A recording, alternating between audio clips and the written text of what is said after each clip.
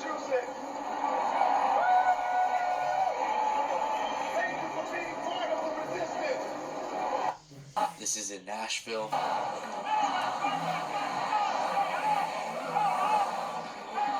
Have begun gathering across the country to voice concerns over President Donald Trump's actions since taking office. The hands-off protests, scheduled to begin at noon on the East Coast, are expected to be the largest and most numerous gathering since Trump's second term began.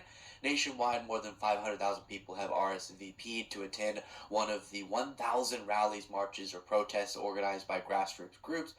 And then they're talking about the live streaming of it, the huge steps that have gutted so many crucial programs. And then Reuters reports that hundreds of protesters turn out in European cities against Trump. So also protests against his foreign policy as a part of the same hands-off demonstration. Trump is having a good old time. People are in pain and terrified and wanting a president who can explain the madness, but instead he celebrates it.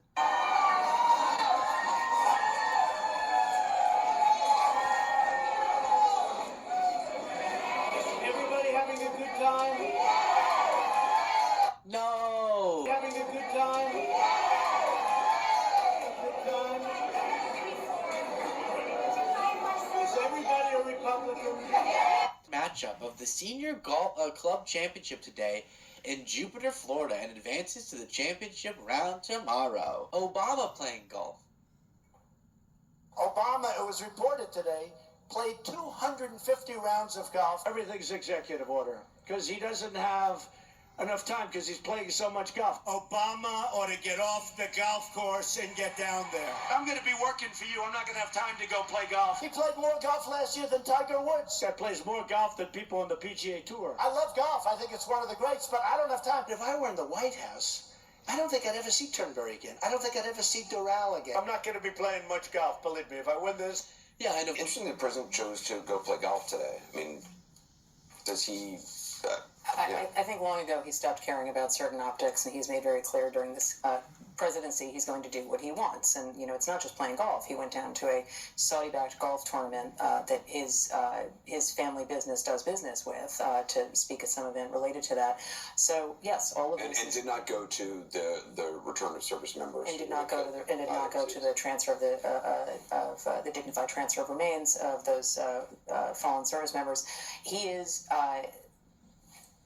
is not messaging this in a way that suggests that he understands what average people might be going through right now. And part of what it is he is convinced he is right. He is convinced he's going to show people he is right. He has believed in terrorists for 40 years. You know, he wanted to do this last time, and he was stymied by a bunch of advisors who were much more pro-free trade. And now he's going to do what he's going to do. He's doing it in a very different economy, post-COVID. He is doing it on a much broader scale with these tariffs. And I think most significantly, Anderson, with a formula that does not make sense to a lot of people. That, you know, by law, Sunday rest by law for workers.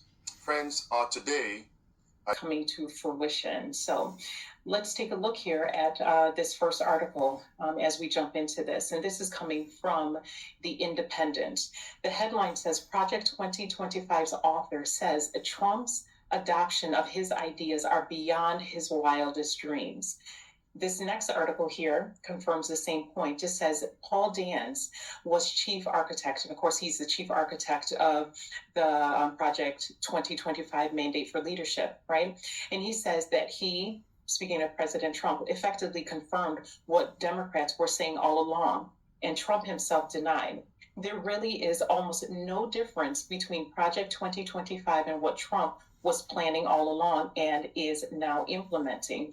It's actually way beyond my wildest dreams. In other words, what's being implemented now is Project 2025 for the most part. And of course, it goes on to say, is there any way at all in which what Trump is doing is falling short or diverging from your original version of Project 2025? It's actually way beyond my wildest dreams. I think portends a great 4 years. So in other words, the architect of Project 2025, Paul Dance, is saying that President Trump is not only implementing the policies found in Project 2025, he's actually exceeding his expectations.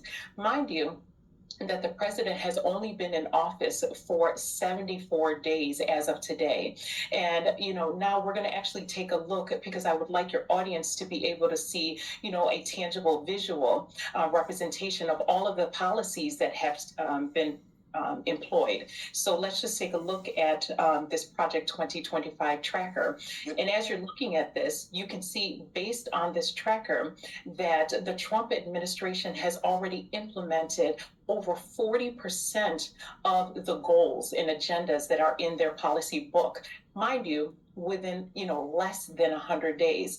And also remember that when he came into office, he hit the ground running. Remember his first day in office, as soon as he was inaugurated, right, he signed over 50 executive orders. In addition to that, in a very short period of time, he has successfully disrupted the status quo, right? Through firings, in the deep state, dismantling the Department of Education, and also auditing USAID. So he is moving with lightning speed. And of course, I think, that it's, plausible, not only plausible, but I think that there's a very real possibility that he will be able to enact all of the policies found in the Project 2025, mandate for leadership within this second administration. I want to further emphasize the point that you made regarding Paul Dans, actually stating in the headline that Trump's adoption of his ideas are beyond his wildest dreams. When you take a look at the book Great Controversy, Marie, and you are familiar with this, you have to understand where I'm going with this. Paul Dans is connected to Kevin Roberts, the cowboy Catholic. Kevin Roberts, the director, the face of Heritage Foundation, which is the umbrella organization of Project 2025. And here you have Paul Dans, who's actually saying Trump's implementation of their policies is beyond his wildest dreams.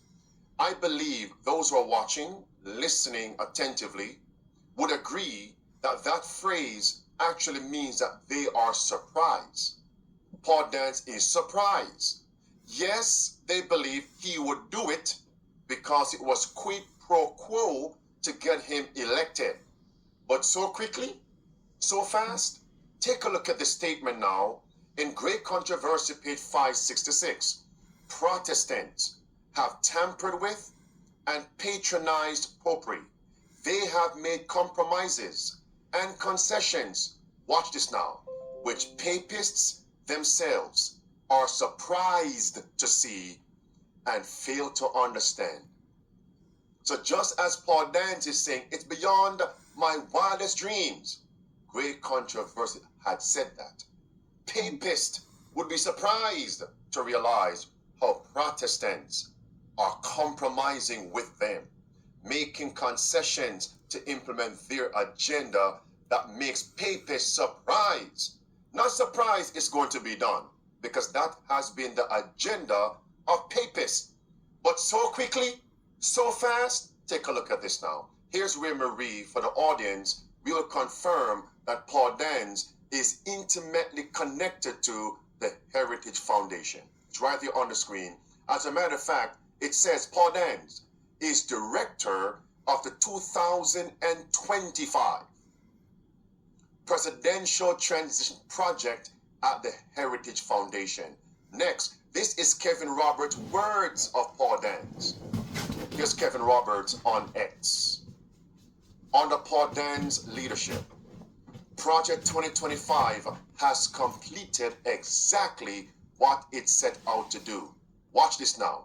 This is where it's a fulfillment of end-time prophecies. It says, bringing together, Paul Dans, bringing together over 110 leading conservative organizations to create a unified conservative vision. Don't forget that phrase. Let me just read the rest of it. Motivated to devolve power from the unelected and bringing it back to the people. It says that Project 2025 will continue our efforts to build a personnel apparatus for policymakers of all levels, federal, state, and local. Very, that's great controversy being fulfilled right there. Page 445. When the leading churches of these United States unite upon such points of doctrine as are held by them in common, shall then influence the state to enforce their decrees and to sustain their institutions. Then Protestant America will form an image to popery. Then comes persecution. Could this be the platform? Heritage Foundation. Could this be the apparatus? Project 2025. Could this be the election cycle, the Trump administration, that is going to completely fulfill the words on the screen? Marie, take it away. I think that it's very possible, and I think this is why Steve Bannon said what he said when he said these are going to be the days of thunder. And I hope that we begin to hasten our footsteps. So now we're going to take a look at another article. And in this article, what they're going to inform us or let us know is that we haven't even seen what they're really their real objective. So let's take a look at this headline here. It says a top goal of Project 2025 is still to come. It says Project 2025 has proved to be a good roadmap for understanding the first months of Donald Trump's second term. But most of the focus has been on efforts to dismantle the federal government as we know it. The efforts to restore traditional family has been less prominent so far, but it could reshape everyday lives of all Americans in fundamental ways. So in this article, they discuss the need to restore the family, right? In addition to this, they also discussed labor and the need to reestablish Sunday as a day of rest for workers. And this article just came out, and it also mentions Jonathan Berry, who wrote the section in Project 2025's Mandate for Leadership. And speaking of Jonathan Berry in this article, it says he also wants Congress to require employers to let workers accumulate paid time off when working overtime in place of time and a half pay, and encourage rest time for workers by mandating time and a half compensation on the Sabbath. And of course, they mentioned that the suggested default day will be Sunday. Of course, they talked about how, those who may be Sabbatarians, for the real Sabbath will also have the opportunity to rest. But, there's no doubt. And of course, when historically what has taken place when Sunday laws were first legislated, of course, they, had both, where you could rest both on the true Sabbath, and then they wanted you to rest on Sunday. But we know that over time that the false Sabbath was exalted and the true Sabbath was later outlawed. And so lastly, the article says, with little imagination, we can glimpse the America that Project 2025 proposes. It is an avowedly Christian nation, but following a very specific narrow strain of Christianity. And we know that based on Bible prophecy, that the Christian nation that they are attempting to establish is going to go contrary to the explicit written word of God. The Bible says, remember the Sabbath day, which is a seventh day, commonly called Saturday. Furthermore, the Bible doesn't force or compel the conscience. This is a good index for a false religion, because the Bible says, whosoever will, let him come. The headline alone speaks volumes. The top goal of Project 2025 is still to come. And I believe later on, you are going to expose what that end goal is going to be. And we know that we should not be surprised what Jonathan Berry is pushing, and of course the others who are a part of this apparatus. Evan Roberts is telling us, Jonathan Berry is telling us what the end goal is. They want Sunday rest by law. State level, federal level, local level, they want Sunday worship by law. And it's very strange. Well, I won't say strange. It is surprising that the secular press, after observing their movements, can actually pinpoint what the end goal is. Yet many of us who claim to be Christians with our Bibles are still ignorant, in darkness. That is a travesty.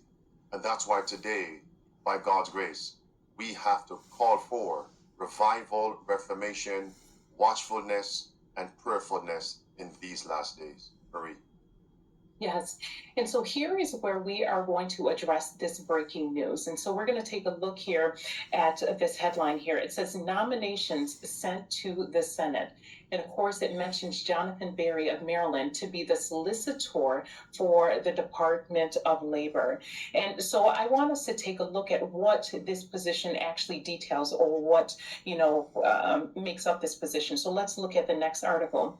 It says nominating Jonathan Berry as solicitor of labor. President Trump nominated Jonathan Berry as a solicitor of labor at the Department of Labor. If confirmed, Berry would be the chief legal officer at the Department of Labor and have the independent authority to initiate lawsuits to enforce more than 180 federal labor laws, including the Fair Labor Standards Act. Now, I just want your audience to pay particular attention to the fact that if confirmed, Jonathan will have the independent authority to initiate a lawsuit to enforce new regulations to the Federal Labor Standards Act. In a few minutes, we will hear what his plans are for the Fair Labor Standards Act. But I just want to continue with the article here. It says, Berry served as the acting assistant secretary for policy at the Department of Labor during the first Trump administration. It also goes on to mention that Berry also authored the Project 2025 section on the Department of Labor. Now, I think it's important for us to note that, yes, Jonathan Berry had a role in the preceding administration when President Trump was first elected. However, it's important for us to note that his position has changed in this new administration, and that he is being invested with the authority to execute laws that will be able to help to induce, this arrest on Sunday. Mercy. Continue. Let's hear it. All right. So now we're going to prove that the objective of the Jonathan Berry is to change the Fair Labor Standards Act to reflect and to encourage Sunday rest. So let's take a listen to the first of two clips here. Here's clip one. One of the interesting proposals that you've laid out in Project 2025 handbook from Heritage is stuff around the Sabbath. Mm-hmm. What are some of the ideas that you have there? Yes. This is. It sounds controversial. Mm-hmm. In many respects, it is a return to something that basically always everyone ever had. Mm-hmm. And it's specifically the idea of encouraging Sabbath rest through discouraging commerce on the Sabbath. The proposal that's in our book is amending the basic federal overtime law, Fair Labor Standards Act, to require that overtime be paid for all work done on the Sabbath. So there, you heard it from the horse's mouth, right? They are, as he put it, amending the Fair Labor Standards Act to require overtime be paid to employees that work on the so-called Sunday Sabbath. So the purpose essentially is to penalize businesses that are open on Sunday, or that require Sunday labor, and to encourage companies to close on Sunday.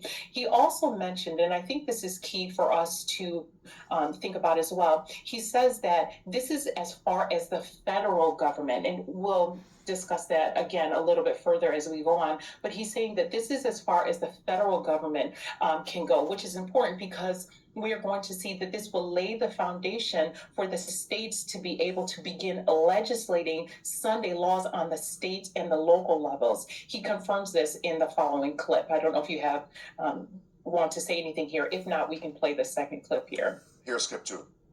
Interesting. Yes. So I don't think I don't think Congress has the authority to mandate like a national closing on the Sabbath. That was always a state decision to do that. But let me add, it was always a state decision to do that. They did it. and yeah, I'm not saying this practice was uniform, homogenous, whatever, but very, very widely spread, and only recently, in the last few decades, have most states moved away from this. So this is, I think, this is about as far as the federal government could properly go in this space. But it would be an encouragement and inducement to rest, but really to kind of coordinate commercial activity for the other 6 days of the week. Now, he just mentioned that Congress doesn't have the authority to mandate a national Sunday closing, but by changing the FLSA, which is that Fair Labor Standards Act, it would encourage or help, to coordinate this communal rest. Now, in other words, this will be the signal to the states that they can begin legislating Sunday laws once this, change has taken place. Next. When should states use this power to check corporate power? This is where prudential judgment has to come in. I don't have bright line rules to give you here, but I want to lay out some guideposts, some categories of state actions that are likelier to be prudent applications of state power to balance corporate power. And another one in the collective action space that I'm fond of, call it the Chick-fil-A rule, would be to revive Sunday closing laws and carve out a space under which commerce does not intrude. Very well settled that this is within a state's authority to do. And I would add, with accommodation, should be included for Saturday Sabbatarians as well. Here it is. Home from the office. Yes. And we were home. So how do you pitch the idea of maybe sort of, having more sort of, rules around keeping the Sabbath holy, right? So what are the, I guess, the big picture? How do we sell America on this vision of labor is good, and sacred, and yes, and also then what do you on day one taking to the new Secretary of Labor? Something I really encourage. I don't see a big, it's harder to see a big federal role for this. I think this is more a question of state and local law, is reinvigorating, where possible, Sabbath rest laws. To be very specific, like it used to be, this was basically the norm through, as best, I've looked into this some, I'm working on some research on this, literally dating back to Constantine and his recognition of Christianity in the Roman Empire, that you've had a pretty consistent tradition in Western civilization of taking Sunday off from commerce, and having a time not only for, it's not merely from rest in the sense of abstinence from work, but it's rest for time with God, time worshiping God. It's rest for time with community, and even in between is time with family. It's clear. Unbelievable. The interviewer asked Jonathan, what are you on day one going to bring to it? But, one of the telltale signs that this is what is happening is when they're starting to change that Fair Labor Standards Act. I apologize for jumping in. I just wanted to add that point. So I definitely think that this is a perfect segue to get into our next point, right? Not yet. Because, Not yet. Okay. No, All right. not yet. Not yet. Let us reason a little deeper on this point here. Home from the office. Let's go back to the article regarding nominating Jonathan Berry as Solicitor of Labor. And this came out April 1st. Beloved, today's April 4th, all right? 3 days ago. Now, Marie, I want to zoom in and emphasize a particular position and power that Jonathan Berry now assumes. Everybody who's watching the screen, it's the words underlined in red, including the Fair Labor Standards Act, and here it is now, OSHA, Occupational Safety and Health Act. Some of you don't know where I'm going with this. Jonathan Berry also have power in that department, OSHA. When I say OSHA, Occupational Safety and Health Act, what comes to your mind? What event passed that comes to your mind? OSHA. Was OSHA involved in anything that stripped away our liberty of conscience? Marie? Yeah, I think the pandemic, that's what comes to mind. So friends, OSHA was the principal entity that forced our consciences and suppressed our religious liberty. It was OSHA. And of course, after 3.5 years of that tyrannical law policy mandate coming from OSHA, SCOTUS ruled that it was unconstitutional. Not the law per se, not the mandate per se, but how it was rolled out. How it was rolled out. Beloved, OSHA's mandate stripped away our religious liberty. Do I need to remind you what happened? Those of you who are live in the comment section, what freedoms did we lose under OSHA? I need to paint this picture, Marie. What freedoms did we lose under OSHA? Think about it. And focus on those that had to do with our body, our health decisions. What about churches? How we worshipped, how we congregated. No baptisms, closed churches, no singing, choir singing, none of it. No Lord's Supper. It all came from the OSHA mandate. Why am I emphasizing this?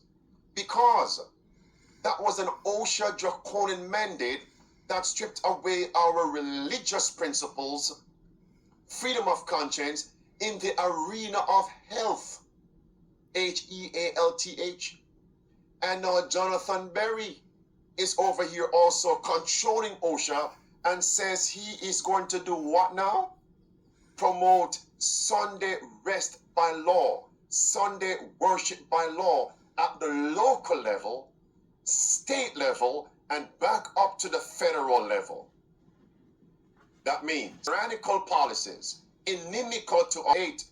It was a health mandate. And then in Daniel 3,